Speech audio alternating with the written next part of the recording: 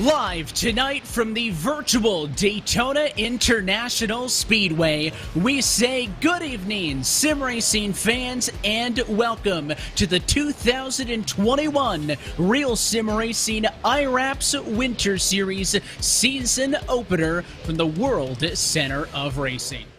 So now we'll wait a few minutes. These drivers have an opportunity to kind of decompress, and maybe as we wait now is a good opportunity to welcome in the third member of our broadcast team. He was on the call for a couple of the races in the Real Sim Racing Cup Series this year, but for the Winter Series, he'll be behind the wheel, and that's Dylan Coyle, who's going to be our RaceSpot TV in-race reporter for this, and he's also got the RaceSpot TV colors on the car. Dylan, I know you were nervous when you loaded into the session. Now that you know you've made the race, you feeling any better?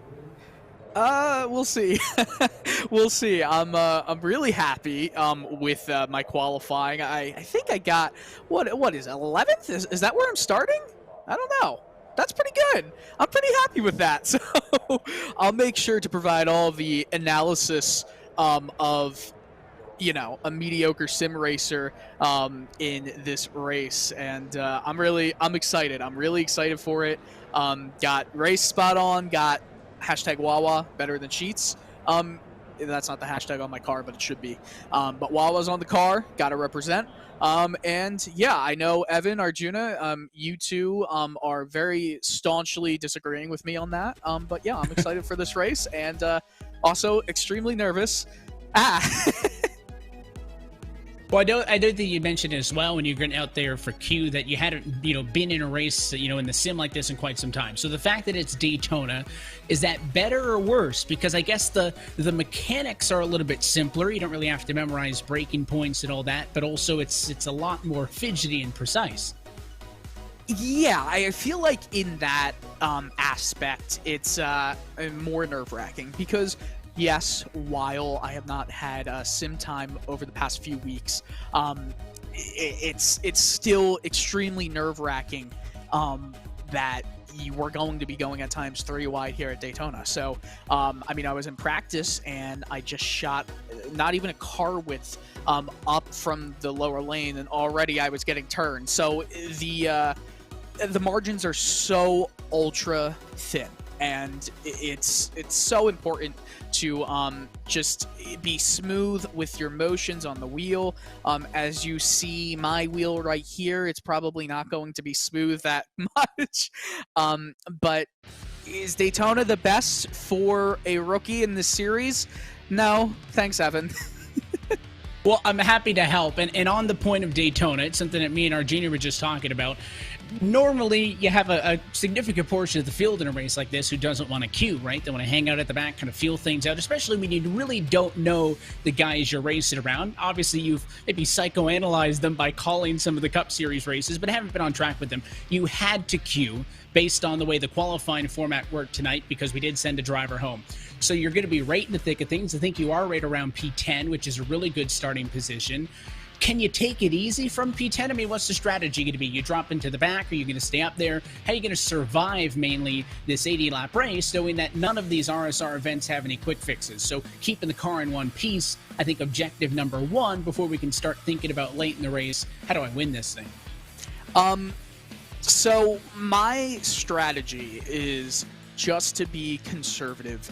If there is a lot of shuffling happening up front, I'm not going to add to it, but I'm not going to actively get out of the shuffle, if that makes sense.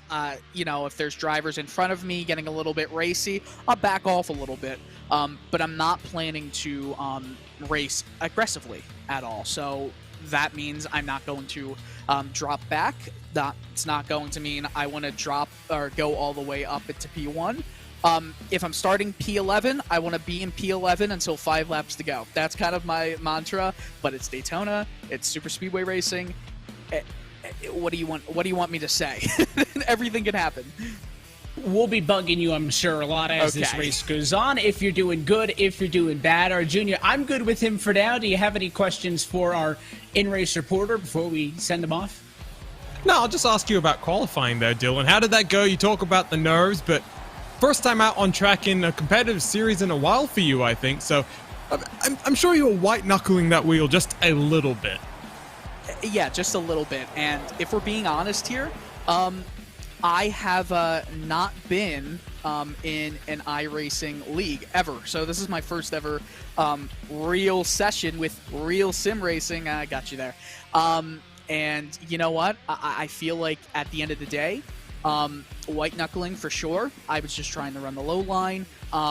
You know, got a little bit of my left side tires onto the yellow, and then just, you know, just tried to deal with that. So as much as I could, I tried, and I think I did well. But one more question for you. How are you feeling about the proposition of green flag pit stops? That's always something that's interesting here at the super speedways. Are you nervous or are you excited for something like that? I have a question for you, Arjunia. Is, in your opinion, Wawa better than Sheets?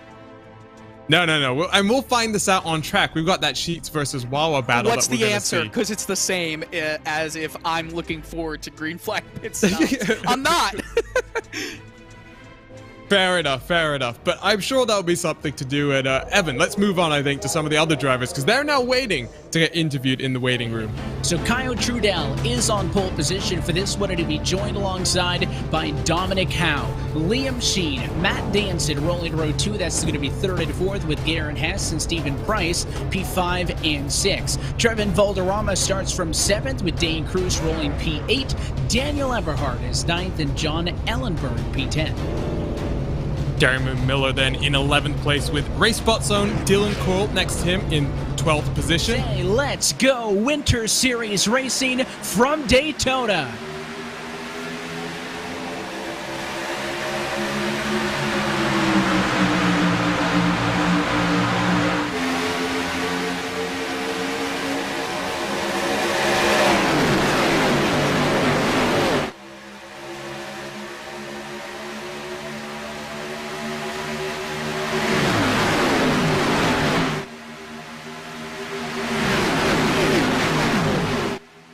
Like we might actually have a issue further back. I'm seeing, yep, there we go. Caution out.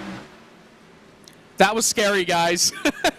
that was scary. Is Steve Soa on his lid. I think it was a connection issue that started for Ross Cato. Soa got caught up in it, and you can see trying to save it, and oh, a huge leap as he goes over the access road in 1 and 2 and flips. Cars here with the Coca-Cola series earlier this year, but I think Steve Soa raised that because he launched that car in the air. Let's go on board with our in-race reporter, Dylan Coyle, on the replay and take a look at what that was like from his perspective as he tried to snake his way through that at a turn number 2. Dylan, what'd you see? Smoke. It happened literally 2 cars in front of me. Actually, the action happened right in front of me. I'm not sure what you're seeing right now, but I just saw I was in the low line and I had a lot of speed, momentum. I made sure to get a lot of room between me and the car in front, and you know, just that happens. Thankfully, he didn't come back up on the outside. Thankfully, there was no car on the outside, so I could just kind of evade that entire thing. But I'm so proud that I was not the one to bring out the first yellow. You weren't the guy that got bumped in queue, and you weren't the cause of the first yellow. So far, so good through the opening 10 laps of this one. Looks like a couple of cars coming down pit road. I think a majority of the field would be coming in for repair. A little scary, if I may add. We see you there. I'm just dropping back a few car lengths between everybody because both incidents have happened right in front of me within the top 14 or so. So I'm just keeping my cool, having my foot on the brake as well, just in case. But I've got, you know, Washington behind me, and he likes to be aggressive sometimes. So, oops. Yeah, that's where calling the Cup Series races comes in handy, is you know the guys who might not be as keen to giving you a break per se. So we see the gap from you up the road. Next car in front would be Michael Araya running in 13th, and then you got 12th on back. But look at the 7 car up at the front. Kyle Trudell going to get squeezed out 3 wide, and nobody seemed wanting to give him a break, so they're all going to go 2 wide, and Trudell going to lose a ton of spots here. I think Valderrama's really aggressive. I mean, look at him pushing on the back of the 46 of Dane Cruz here. He is really giving it to him, and they're going to touch. Valderrama comes down into Danson. Sideways in the corner. Do they save it? No. Danson spins. Caution for the second time tonight. Great onboard look there with Dylan Coyle, who had to avoid some of the carnage as it unfolded in front of him. But I was just saying that, Evan, they were getting a bit more aggressive, and we'll take a look at the replay right now. And I was about to say, I think Valderrama was pushing so hard because he pushed the last three guys, right? He needed some clean air, and you can see there he was really trying to push the 46 clear because I think he wanted to lead the outside to get some air, right? So instead of saying, I'll take it easy for 5 laps pushing, I just want to get it done with so I can get the clean air.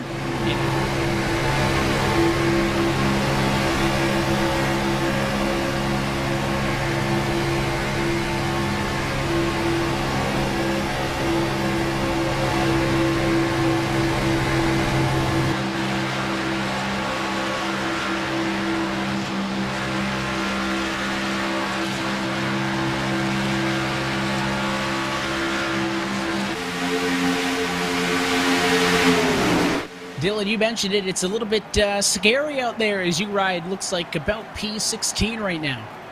Yeah. As you see the 22 just come right up in front. I am managing the throttle like crazy right now. This is a lot for this point of the race. Gonna try and go back down inside. But yeah, it's a little scary right now. I know I've used that word, but that's Daytona for you. Look at the hornet's nest of cars in front of you as well right now, Dylan. They're looking to peek their nose 3 wide out front. Are you feeling a little bit scared right now? You want to drop back a little bit, protect your car?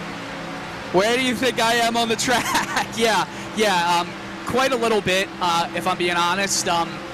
It's a lot of movement happening right in front of me, and I'm more than happy to just kind of stick back where I am right now and see where that takes me.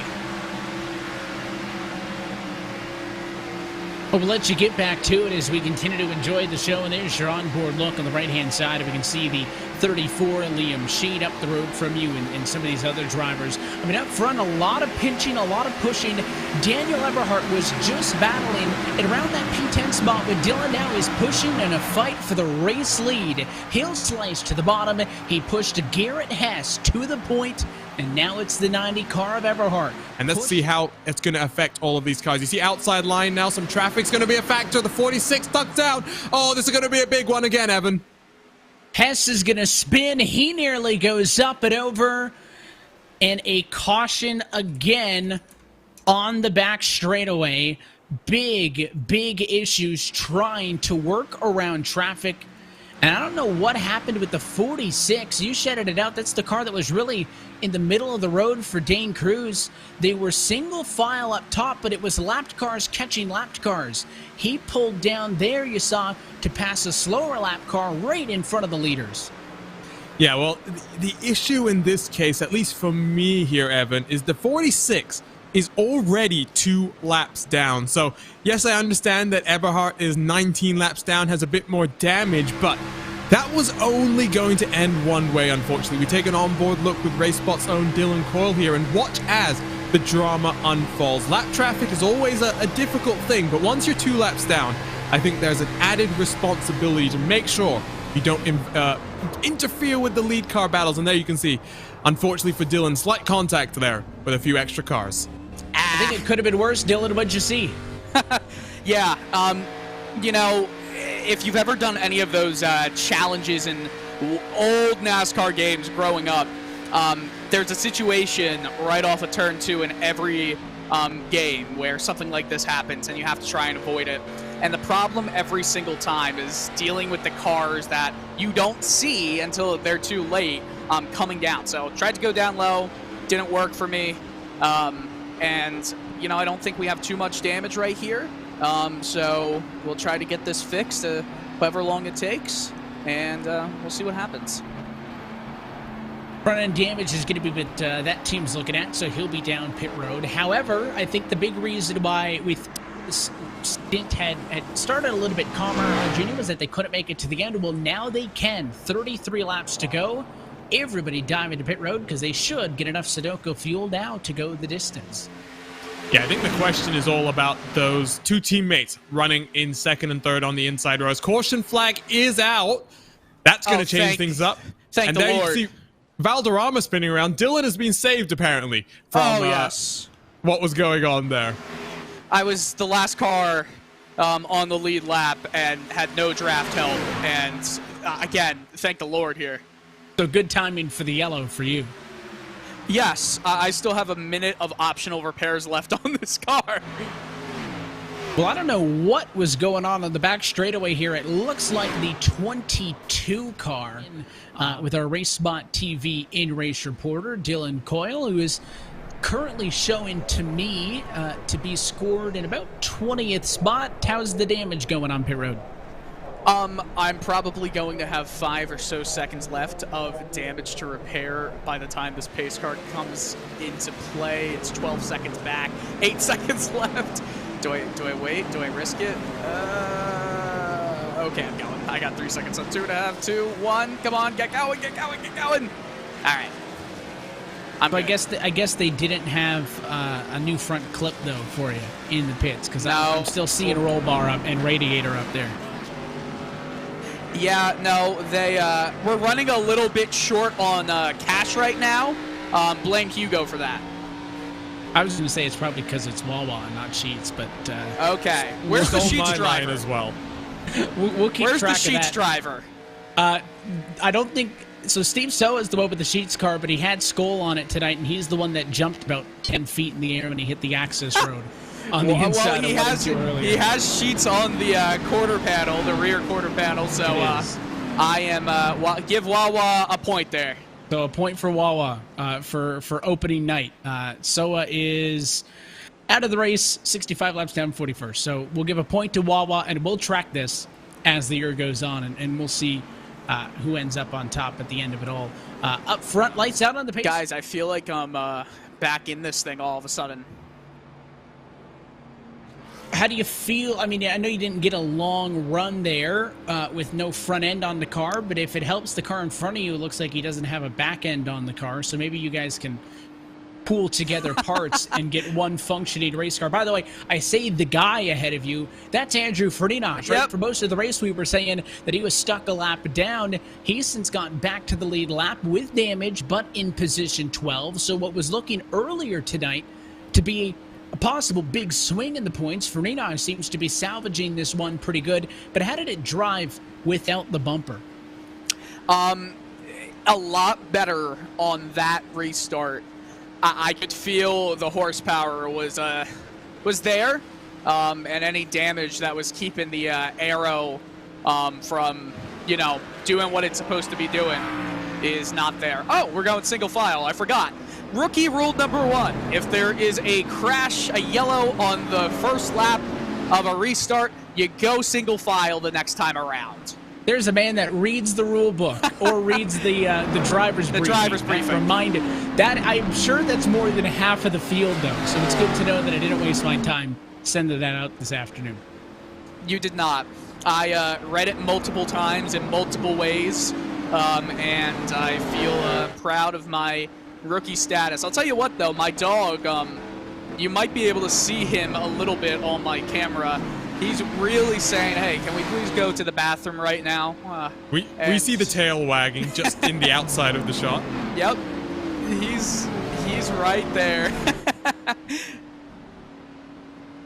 Well, 16, I think, the magic number, single file, so we'll let you get back to it. Everybody else, meanwhile, up front, your new running order after a wreck at the front of the field, going to be Dominic Howe. I think they're all waiting to clear him. So is it going to be the 22 of Stephen Price who goes up top? But Cato has a clean car on a spin. It's Winfield into the outside wall. I think that was me. And now we're going to go to overtime. I feel like that was sort of me. Well, I claim responsibility if it is. I was going to say, we're going to take a look at the replay now, but I think that 1 month subscription has just gone up in smoke. Dylan, trying to take a poke to the inside here of the number 45. Those two teammates in front trying to work together. But even with that damage, Dylan with some superior momentum, and contact was made. And, well, Dylan, you might want to claim the responsibility there. I had momentum. I guess do I have to type in C? That's the way to do it if you're taking it. All right, how do I, hold on, my keypad, hold on. Let's get a live look at Dylan as he tries to claim responsibility for the penalty. Well, he's trying to work with the keyboard. Let's see if he can get it in. At least you're not in VR. That would make it Oh, more God. difficult. Yeah. Okay, hold on. Oh, man, I feel bad about that. I really do. And we do have the claim, so that'll be a single penalty point against your total. 6 is the number which gets you parked for a week, so that'll be an end of the longest line penalty. I feel bad for whoever could have been our potential hey, it's not over. winner. It's not over. However, it'll be 21st on the lead lap, but also behind probably another dozen cars that would look better in a junkyard than they would on track. You're going to have to deal with all of those. And to be fair, maybe your car fits into mix as well. It doesn't look too hot, but it was fast. Yeah. Oh, man. And what do I do right now? Do I just drop all the way back? Yep. There you go. I got oh, man. I want to say words, but it I can't. happens. One of just 8 cautions tonight, so I don't think we can throw any rotten fruit at you or anything, because and it wasn't like it was terribly egregious. We've seen more egregious incidents tonight, Arjun, would you say? Yeah, that looked like a racing incident, fairly innocuous, just a late race. That's sometimes what happens, you know? Yeah, why did I have to claim responsibility for that? I mean, you didn't have to, if you but then... claim it, it's only 1 penalty point. If you don't claim it, it is 2. Yeah, and then but you're that much closer to getting parked for a week. Okay, but 2 questions there. If I didn't claim it, would I still be able to keep this result? Correct. Oh, I shouldn't have claimed point it. Would be doubled. I don't care. I was running. I blame this on Arjun. Oh, no, now... He peer pressured him into claiming the caution, so he's going to go all the way to the back. I'm going to say that Dylan had already mentioned he was going to claim the responsibility before. I just agreed with him. I just confirmed his decision-making. Sure, yeah. You know, Evan, or the guy who gives me the penalty point, is the one... I was just seeing... I didn't know if there was like a... Oh, what is... Yep, 45, go by. I was like... I think you wrecked him, so watch out. Oh. Is that really who I wrecked? Yeah.